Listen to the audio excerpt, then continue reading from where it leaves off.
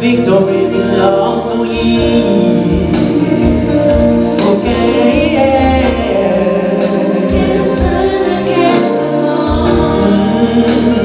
No one can, no one will. Okay, yeah. Who can stand against the King? No one.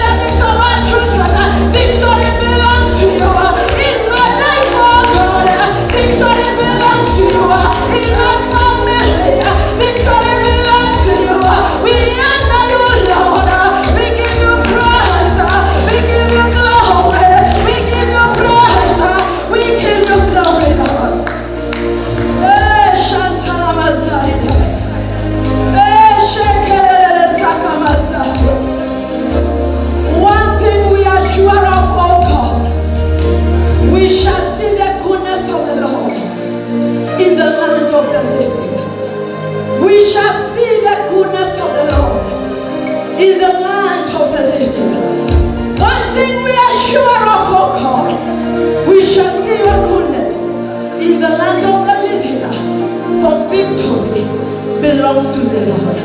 Hallelujah. Somebody shout and say, victory belongs to the Lord. In your comfort of your house, in the comfort of your office, just put your hands together as you declare, victory belongs to Adonai. Victory belongs to Elohim. He who conquered the grave. Victory belongs to Jesus. Victory belongs to Jesus. He's the one who has the final say. Victory belongs to the Lord. We give you praise, oh God, this morning. We honor you tonight. Your word says, oh God, you are the one who killeth, and you are the one who maketh alive. Thank you because by the power of your grace, by your mercy and love, oh God, you have granted us life, and your spirit is in our breath, and your breath is in our lungs, oh God. For that reason, Lord, with the life you've given us, we clap our hands, Lord. We lift you up, and we say once again, victory belongs to you. In Jesus' mighty name we worship. It's another beautiful Sunday, the day that the Lord God Almighty has made for me and you to rejoice, that God has allowed us once again to gather in His presence. I want to honor the God of this altar, the God of my bishop, the God of my reverend, He who called them and anointed them with His holy oil. And for such a time like this, they are speaking of our lives and our nations. And we know that everything is going to turn well. We know that everything, in our midst we have a prophet.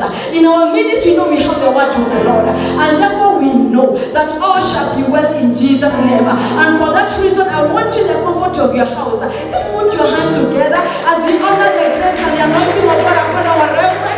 As we honor the grace and the anointing of God upon our bishop in Jesus' mighty name.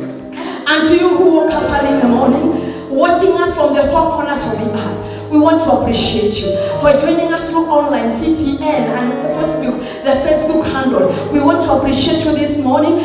Thank you for joining in. And today, you are going to be blessed once again to the glory of the Most High God. My name is Minister Alice. This morning, I'm honored to carry and to write on the grace of my prophet as I come to minister on the topic that my bishop, my reverend, has given me, surviving season famine. Somebody say in the comfort of your home, this season famine, I am surviving you in Jesus' name. I read the word of God from the book of Ezekiel. Give me Ezekiel 5 verse 16. As we read together, Ezekiel 5 verse 16. The Bible says, when I send against them the terrible arrows of famine, which shall be for destruction, which I'll send to destroy you, I will increase the famine upon you and cut off your supply of bread. I want you to lift up your hands in your house, in your office, wherever you are, and you are going to say, every arrow of famine, fired into my life, today in the name of Jesus, I command you backfire. Somebody lift up your hands and begin to declare that every arrow of famine from a witchcraft altar, every arrow of famine from a demonic altar that has been fired to my finances, that have been fired to my marriage, that have been fired to my ministry, that have been fired to my bank account. Your time is up. You arrow of destruction, you arrow of destruction that have been fired against the economy of Kenya. Right now, in the name of Jesus, we command you backfire. We command you backfire. Every arrow of famine fired against our finances, we command you this morning backfire in Jesus' mighty name. We pray. Amen and amen. I request you. I know you are standing in the comfort of your rooms. You may be seated as you take your Bible, as you take your pen, and as you take also your notebook as we learn together. And so as I introduce what is famine, the topic is surviving seasons famine. Surviving seasons famine. What is famine? I introduce famine as a season of shortage, a season of insufficiency, as a season of lack, and a season of starvation. I repeat again, famine is a season of shortage, it's a season of insufficiency, it's a season of lack, and a season of starvation. Famine is the opposite of abundance. I know all of us in one way or another, we have seen abundance in our lives. But a time comes that the abundance is no longer there. A time comes that there is drought in the nation of Kenya and in the nations of the world. And we find that there is no food for man and there is no food even for there is no pasture even for the animals. So I want you to understand very well that famine is a season of dryness. Famine is a season of scorching sun.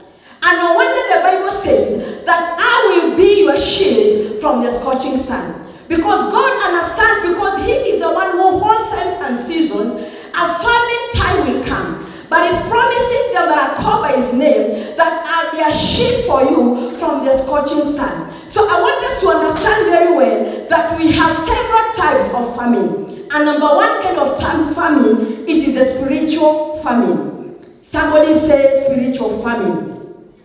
Hallelujah, spiritual famine. And as we look at the word of God in spiritual famine, I would describe it as a state of spiritual hunger arising from failure of the presence of God, failure of the joy of the Lord, and failure of the word of the Most High God. I repeat that again. Spiritual famine, I would describe it as a state of spiritual hunger arising from failure of the presence of God, and failure of joy, and failure of hope in life. I remember the word of God that tells me that though a tree may be cut, at the scent of water, the tree is going to live again. Though that business may be done right now, at the scent of water, the business is going to live again. Though marriage may be done right now, at the scent of water, it is going to live again. And you may ask yourself, Minister Alice, when you talk about the scent of water, what are you talking about? I am talking about the Holy Spirit of God. In the word of God in Psalm 51 verse 11, David made a cry unto the Lord, and he told the Lord, Father, I pray, do not take away your spirit from me. Do not take away your presence from me. Do not put off your lamp out of my life, I pray. And this is one prayer that all of us, as the children of the Most High God, we want to understand and to pray. Because in the time of spiritual famine, we don't have open visions. In the time of spiritual famine, our prophets have no word from the Lord. In the time of spiritual famine, when you read the word of God, in Amos 8, verse 11, the Bible says that God said, a time is coming that I'm going to remove the water, and people are going to wander. They are going to go from land to land. They are going to go from sea to sea. And there's going to be a lot of restlessness. There is going to be a lot of desperation. There is going to be a lot of joy, a lot of sorrow, and a lot of grief. Because I want you to understand, child of God, you better go through the famine of money. You better go through the famine of lack of a husband. But I pray for you. I pray for you in the name of Jesus that we shall never go through a spiritual famine. If the Lord goes out of us, if the Lord leaves me and you, what are we going to do? If the Lord leaves me, what will I do without the Lord? I am not complete without the Holy Ghost.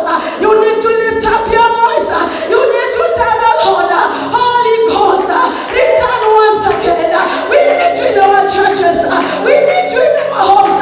We need you in our streets. I wish you can lift up your hands.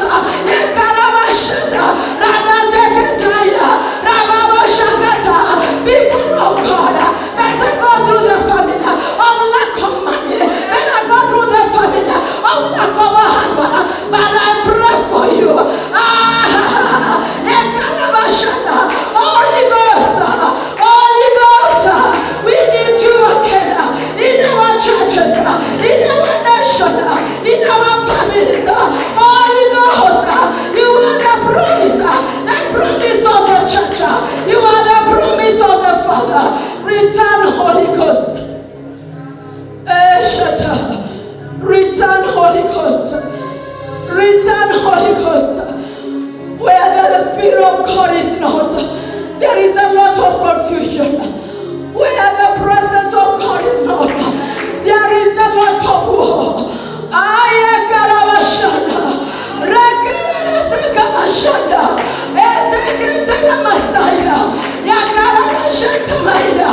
I wish I were you. I will lift up my hands and cry out, Father, by your Spirit, deliver me from every spiritual famine, I pray. Jesus, we give you praise. You may be asking me, Minister Alice, how can I know a sign of spiritual family when you are no longer excited about the things of God? In Amos 8 verse 11, actually the whole chapter, God was lamenting. Yes, people are going to the temple. Yes, people are going to give sacrifices. Yes, there were songs in the house of God. But one thing I want you to understand, God was lamenting against them, and He was telling them, though you are in my house, you are hurt. You are hurt. You are hurt. It's very far away from me. I want to bring us to the children of God. We are living in the days of the end, and it is time that we reconcile back to God. It is time we understand, unless our hearts are connected to God, the move of God can never be evident in our lives. And so God was lamenting and saying, yes, you're in my house, but you are looking at your clocks. You are looking at your watches because you want the time to arrive, the time to come when you are going to open your businesses, when you are going out to make money, when you are going to oppress the needy, when you are going to oppress the poor. And God was lamenting and saying, enough of your songs. I am not going to appear in that temple again. How I pray in the name of Jesus that a time will not come where God will tell you, I will never again come to your house. I will never again come to your business. Holy Ghost, we need you again. Holy Ghost, Holy Ghost.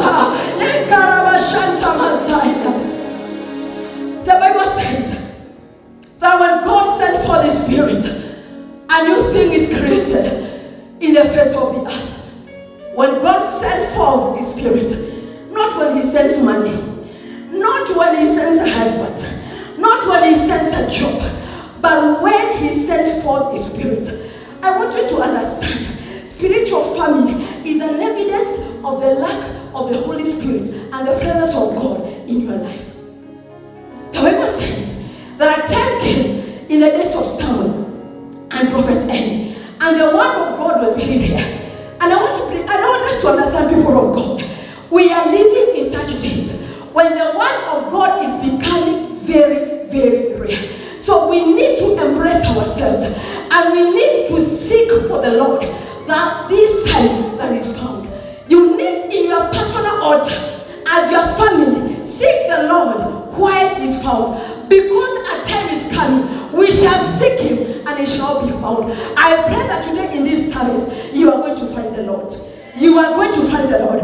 I pray that today in the name of Jesus, every spiritual family in your life shall be removed by the Spirit of the living God.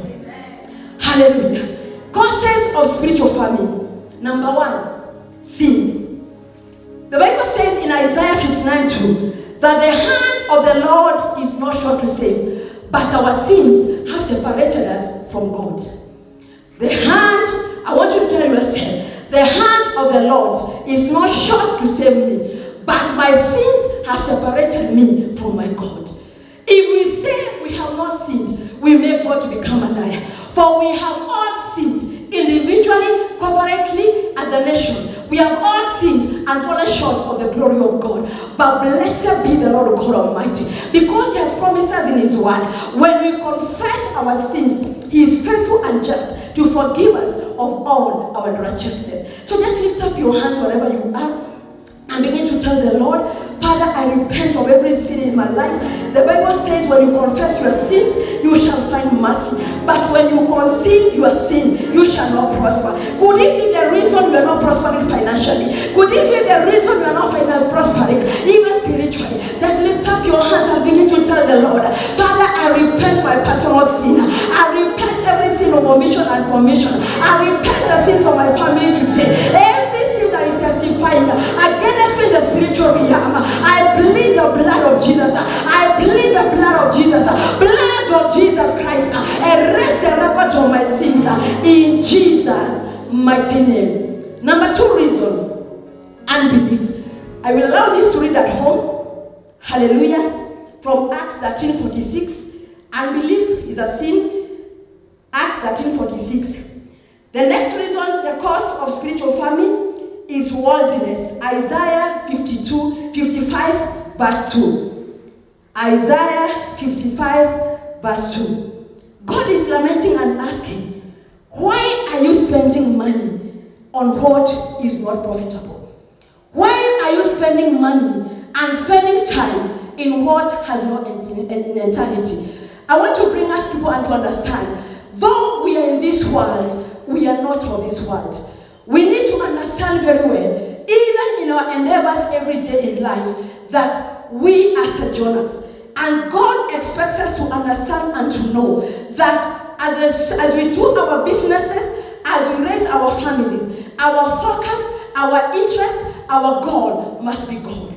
God must be center of everything we do. God must be the center of your business. God must be the reason why you want to get married.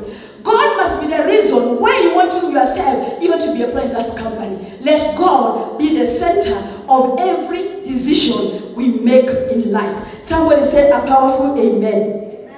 The next cause of spiritual famine is idolatry. Isaiah 8:19-22. When we bow to other gods, the Spirit of God departs. When we seek mediums, when we seek witchcraft, when you go to witchcraft altars to seek for power, to seek for solution, the Spirit of God departs. So we need to understand we cannot help from God. Even if you go under the grave, under the sea, even if you go to the valleys, God is in the valley, God is in the mountain. David cried and told the Lord, where can I hide from your presence? I want us to understand very well that God is a jealous God and is a consuming fire. And he's calling us back that he may possess us, that we may fall in love again with him. We need to fall in love with the Lord again. This time that he has given us, it is not about to lament on what the economy and how the economy is. It's a time for us to sit down and consider, how is my relationship with God? How am I relating with God? If Jesus is to come back today, will I make it to heaven? So you need to understand that any worldliness, any trace, any dross of worldliness in your life will make the Spirit of God not to live in your life. Somebody say, help me, Lord. Somebody say, help me, Lord. Let us learn about the financial famine in the name of Jesus Christ. There's something very interesting as I describe physical famine or financial famine. It's a serious shortage of food. It's caused by drought, caused by war, caused by natural disaster like COVID-19. And interesting is when you talk about physical famine, it affects both man and affects the animals of the wilderness. When you talk about physical famine, it affects man. It actually, we put it this way, it affects everything that was created by God. When you talk about physical famine, it affects everything that has breath. Whatever and whoever is created of God, when we have physical famine, they are all affected. And there's some examples of famine I saw in the Bible. The first famine to be recorded was the famine in the days of Abraham. Genesis 12, verse 10, when you go home, you can read from that. And the Bible says, because of the famine, it caused Abraham to go to Egypt. And I've come to learn from my prophet that Egypt represents worldliness. And no wonder when Abraham left his place of call, when he left and he went to Egypt, what happened? He had to lie that Sarah was his sister and yet he was wise. He brought a lot of calamity in the whole nation because King Abimelech had to take Sarah, making that Sarah was the sister to Abraham, which was a lie. So understand very well that when you see a trace of famine in your life, you need to be very careful. And you need to understand, it is not a time to make a move. I repeat again, when you see famine, unless the Lord instructs you to move, do not move. It costed Abraham because Eventually, he became a lion there. Number 2, I saw another famine in the days of Isaac. Genesis 26. And Isaac wanted to do the same mistake the father did. But blessed be the Lord God Almighty, because he appeared to Isaac. And he told Isaac, do not go to Egypt. I want you to settle here. Somebody say, I will settle here. Somebody say, I will settle here. And God told Isaac, I want you to settle here. And do you know this? It's one thing to hear the word of the Lord. It's another thing to obey the word. It's one thing to hear the word. Hearing the word of God is one thing. Me obeying the instructions of the Lord is another thing totally. And this is a problem we are having today. And I'm asking myself, there are so many promises. Like yesterday I was going through my book of promises from the time I was born again, where I read them down. And I was blessing the Lord because most of the promises have come to pass. But there are others still have not come to pass. And I was laying at the man and telling the Lord, I know you are not a man to lie. I know what you spoke with your mouth. You are going to fulfill it with your mighty hand. And never I come to tell you, people of God, the God who told Isaac, do not go to Egypt. Settle here, remain here, and I'll come and bless you. And we all know the story of Isaac. He stood in the land where he was Gerar. And it was in famine. He took a risk. I want to tell you, any risk you take in your place of calling, God will endorse it.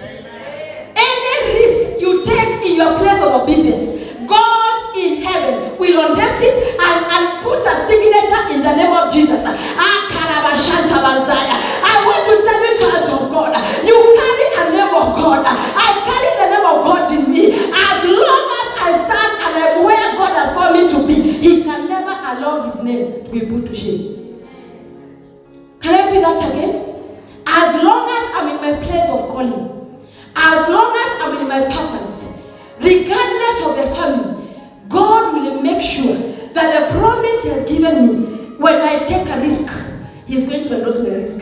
And a harvest will come out. Somebody say fire. Somebody say fire. The next famine was in the days of Joseph. And the famine lasted for 7 years. But blessed be the Lord God. For Isaac, it was obedience. The key out of his family was obedience. But for Joseph, it was wisdom.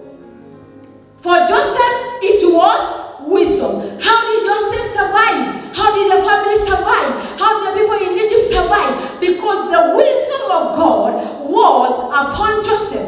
And he was able to put a lot of food in store that carried the Israelites, that took the people for 7 consecutive years with no lacking food.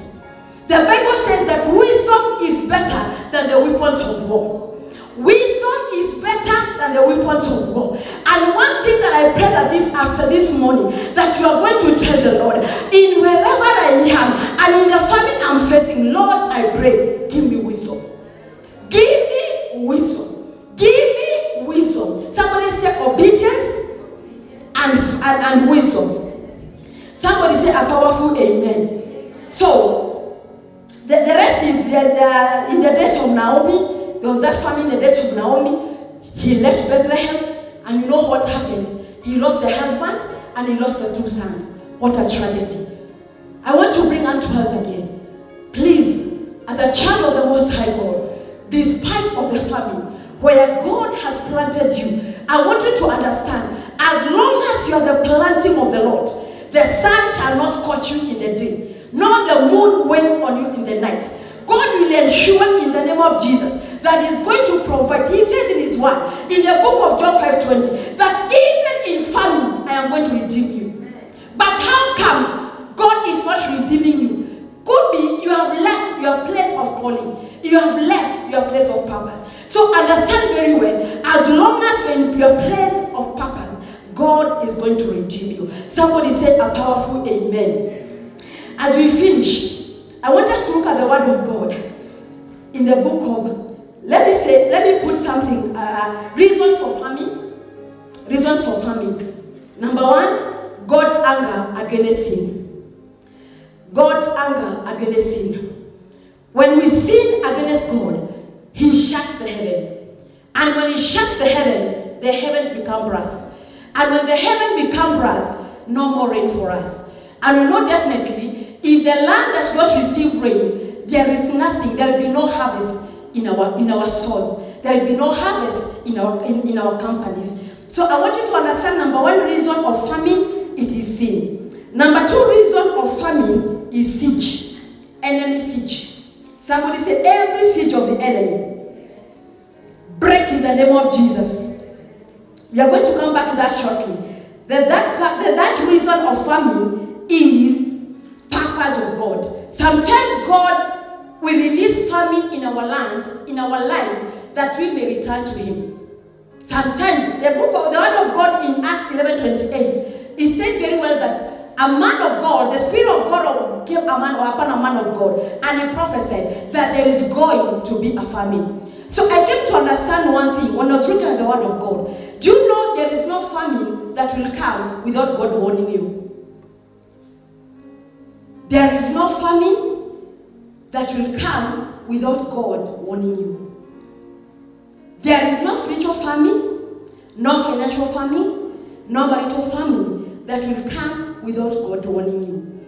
And the reason He's warning you is one, you obey. Somebody say obey. Or two, there is wisdom that you need to apply for you not to be affected by the famine. Can I repeat that again? The reason He's speaking and prophesying about famine is one, you obey. And as you obey, He redeems you. Or, number two, out of the famine, He gives you wisdom. And out of that wisdom, you are going to be distinguished. That when everybody else is closing their jobs, your company stands. When everybody else is losing their jobs, God by His favor sustains you by the wisdom of God. Somebody say a powerful amen. Number three reason, in the word of God in Matthew 24:7, Jesus prophesied and said that in the last days, there is going to be time of famine, time of earthquake. And you know when it is prophesied by the Son of God, when it's in the word of God, it must come to pass. Hallelujah. And so I believe that even as we prepare for rapture, even as we prepare for the return of the Lord, of the Lamb of God, that it is prophesied in Matthew 24:7, a time of famine will come. Somebody say amen. How is famine caused? How is famine caused? Number one, rain withheld. Rain withheld. My time is running, my time is rushing. That is why I'm rushing up in the name of Jesus. Zechariah 14:17, we are going to read at home. Zechariah, in the name of Jesus. When God withholds rain, the land produces no harvest, and the land produces no increase. There is always a dry weather. And so when you talk spiritually about spiritual famine, we have spoken about lack of the presence of the Holy Spirit in our churches, in our homes, in our businesses, in our marriages, or even in our streets. That is a spiritual dryness. And when we talk about our economy, when we talk about the land, it's a season of dryness. Somebody say, oh Lord, deliver me. Somebody say amen. Number two reason why we have famine, it is because the word of God becomes rare. And you know, sometimes it's not that the word of God is rare as per se. It's because we have become so familiar with the word of God. We don't give God the weight He deserves. And one thing I've come to learn, if God speaks to you and you don't listen, He gives you the judgment of silence. If God speaks to me once, twice, thrice, I don't obey, I don't hear, what He does is He gives me a judgment of silence. And our Reverend has told us many times that you are not going to move from one level to another until the level you are, you have obeyed God. So it is very important to pray, Father, give me the ability to hear you. Lord, I pray, give me the ability to hear you. Let me know as you speak. Help me to understand how you speak to me. Somebody say a powerful amen. And I want to bring us one thing that we need to understand. Ways out of famine. Ways out of famine. Number one is through prayer. We need to confess our sins and return to the Lord. The Bible says in 2 Chronicles 7:13, if my people who are called by name, that they are going to realize they have sinned against the Lord, and they humble themselves and pray, God is going to hear from heaven and is going to restore their land. So I want us to understand very well, humbling ourselves before God, acknowledging that, Lord, what is happening around me, I am guilty, and take full responsibility of the family around my life, in the name of Jesus. And therefore I request you in Jesus' mighty name, wherever you are, and you do not know the Lord Jesus Christ as your Lord and Savior, just lift up your hands wherever you are in the name of Jesus and say after me, Lord Jesus, this morning I want to thank you for your word, and I want to ask you the Lord to forgive me of all my sins. I confess I'm a sinner that need mercy. I ask you to wash me and to cleanse me by your blood. Purify me this morning. Write my name in the Lamb's book of life. Holy Spirit of the living God, I invite you into my life. If you have prayed that prayer, you are now born again. You are going to try to ask on that number on the screen, and may the Lord God of all grace bless you in the name of Jesus. And to all our viewers watching from us today, I want you to understand from us, we love you, we cherish you, and we are praying for you. And we declare in the name of Jesus and that this grace, no more famine in our lives in the mighty name of Jesus Christ.